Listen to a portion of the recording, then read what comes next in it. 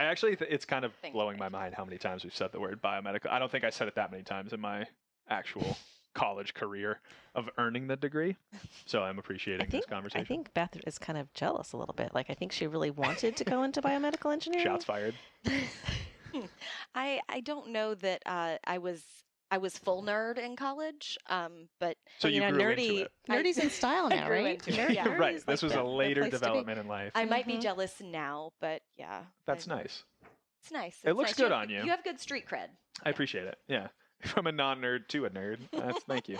But let's flex the nerd muscle, right? So let's go from definition into a case study, since we all love those as engineers in the room. But there was a really cool case study I came across. There's plenty of examples of this, but I'll try and break it down for everybody so that I don't get too nerdy with it here. But the idea was, how can we actually track influence in the brain? Right? So we're trying to look at, is there something going on amongst all of us that's common? Because again, like Nancy, the way you're going to influence somebody is not the way I'm going to do it, and vice versa. It right? wouldn't work if I tried to do it the way you do it. Exactly. It Yeah. has to be from their individual place or like personality. Well, now we track influencer by number of followers. Exactly. And that's never going to work for Number me. of followers. How did people track influence? Well put. Thanks for teeing that up for me, Eric actually. wouldn't know. So now we're going to go down the ageist And route. there was a dig. Just saying. I hope HR's in the room as we record this. Where is Michael? But nonetheless, so this whole experiment was set up by actual scientists, not just by biomedical engineers. And like I said, we're trying to track what's going on in the brain. So the way they broke this thing down was, we were going to have a group of college-age students, call it somewhere between the ages of 18 and 25. Some of them were going to be producers and some of them were going to be interns. And the idea of the entire experiment was for the interns to watch a TV or a movie, whatever, some sort of pilot for a show. And then they were going to have to give their pitch back to the producers to see if they would actually put the pilot to air. Make sense? Right? So what they did to the interns was they gave them all an individual plot line. Some of them might have had the same. It actually doesn't go into that much detail, but it's irrelevant, right? They're going to watch this pilot. And as they're watching the pilot, they're actually in an fMRI machine. Are you guys familiar with fMRI? Nope. Can you break down that acronym? Yeah, it's a spicy version of MRI. So the F is functional. I've never heard an MRI called spicy, but okay. Yeah, well, it's fMRI. That's the difference, right? That's the spice. So the F is functional MRI, and Okay. all it's doing is when you're in the MRI chamber, it looks nearly identical, but it's actually progressing and looking at your neurons firing versus just taking pictures of your brain. So like an MRI is giving you the statics. This is almost like creating, for lack of a better word, a movie. If there's actual biomedical engineers listening to this that have stayed in the practice and I'm butchering this, please don't send us hate mail. I'm just trying to break this down. Need a fact checker after this? Yeah, right. Yeah. Like at this point, I could make anything up and get away with it, is what it seems like. It's interesting, the internet. though. That's Yeah. interesting. Okay. Real life Wikipedia. But so that's what they're doing. So somebody's watching a pilot. They're in an fMRI chamber, excuse me, Spicy. and spicy chamber, and they're watching how their brain is projecting and playing out as they do this. So there was a couple of different conclusions that came out of this, and we'll kind of break those down slide by slide. But so far, does the experiment make sense? Have I just rambled? No, For I no got you. reason. I'm with you. Okay. Yep.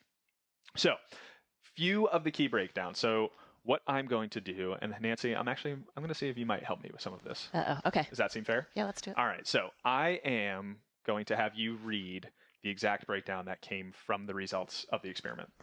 Does that make sense? Sure. So, there were 3 results. What was our first one? And the first one is the buzz effect, which means an idea being recommended was predicted via neural activity. Oh, now I'm sounding like you. Associated with reward processing and the ability to simulate the minds of others. What does that really mean, Eric? Well, now I thought the whole point was to not make it sound like I me. know. Thanks for nothing. It doesn't help that I wrote this, right?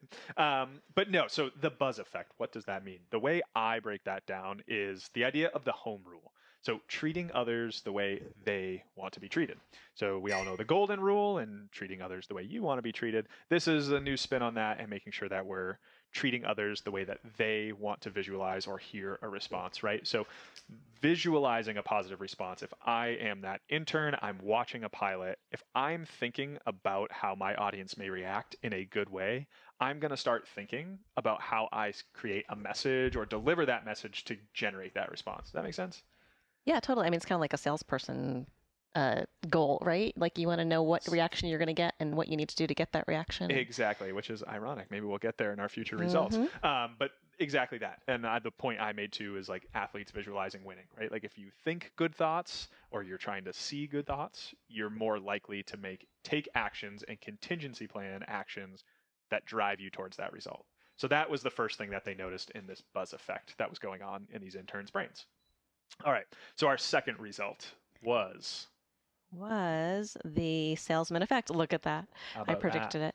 Effective social influencers are more likely to spontaneously think about how to communicate the information to others in a useful and interesting way during the encoding stage, rather than merely anticipating that viewers will find the information pleasurable. Define. Awesome. Translate. Mouthful, right? Yeah. They just keep getting better. But the one piece of that too that I'll mention, like the encoding stage, again, from these fMRIs, that is just a fancy way of saying as people are thinking, the encoding stage. So I break that down. But nonetheless, the salesman effect, my take on it, focusing on why, not what. If anybody's ever seen work done by Simon Sinek, he does some great entrepreneurial breakdowns of the golden circle, things of that nature. So shout out Simon Sinek if you're listening. Kind of stealing that from you in a way here. But the idea of a salesman is thinking about what's in it for me. Like positive influencers and trying to wield that influence in a great way are often thinking about what is their audience going to take away from this and how can they bring that buzz effect. Let's visualize our audience having a positive response, but also try and think about some of the behavioral and emotional responses they want their audience to have. And if they can relate to their audience in that way and connect with those emotional motivations, then they can inspire authentic behavior to come out of their audience, if that makes sense. So if you are my producer, Nancy, I'm going to try and relate it to things that you like and that inspire you or are important to you, because ideally that connection will help you make the right decision. I don't want to fool you and mislead you in that, which again, you'll touch on later, but I want to try and make those connections for you if I can. Yeah, that makes perfect sense. Right. It's amazing that they could actually measure all this in this study from Crazy, the MRI. right? But I'd be interested to sit in that room where they're analyzing all of this information and coming up with this. And there's some cool breakdowns too of like the actual images of the brain that they show. They really mean nothing to most people because it's like, oh, there's a brain and there's a color overlaid on a brain. But being able to map how your brain is working is pretty wild. Yeah, I think. A little scary actually, but interesting. All right, so our third and final result is the SMART paradox, and it appears that the spread of ideas depends on the messenger's social cognitive abilities, affect, and motivations, and less on the IQ type intelligence. Yeah, so I think the last piece of that nails it. Street smarts is greater than book smarts. Not always true for our children listening out there, still go to school, but nonetheless, positive influence is not a one-way street. Without strong and receptive audience tendencies, any well-built argument can fail. And thinking about the buzz effect, the salesman effect, a well-built argument in your own bias and in your own way does not necessarily translate to influence to other people. Again, that's that tricky balance between making sure your message lands positively and is not deceptive, but is tailored towards people's way of thinking. So building from the buzz effect into the salesman effect leads to this idea of the SMART paradox. And ultimately, these three results, of course, I think goes without saying, but I'll say it anyways, led to the most successful influence. And the interns that were able to actually convince the most producers were using these types of kind of thought processes or results and paradoxes and all these different effects. And by looking at their brains, they could take different images and show a direct and distinct correlation between when this part of your brain fires, this is happening. And this is kind of how it all came together. So what does it all mean in the end of the day?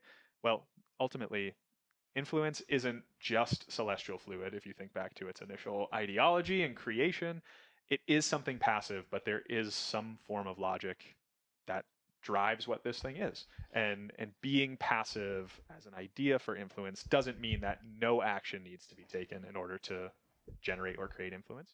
And I think that's a pretty inspiring thing. I don't know. Did any of it make sense for you, Beth? It totally did. It's a bit mind-blowing that it goes so deep, that it was really founded in the beginning of everything, that influence has always been there.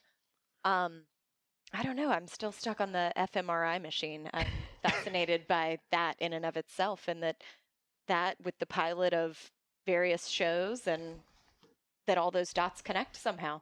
It's fascinating stuff.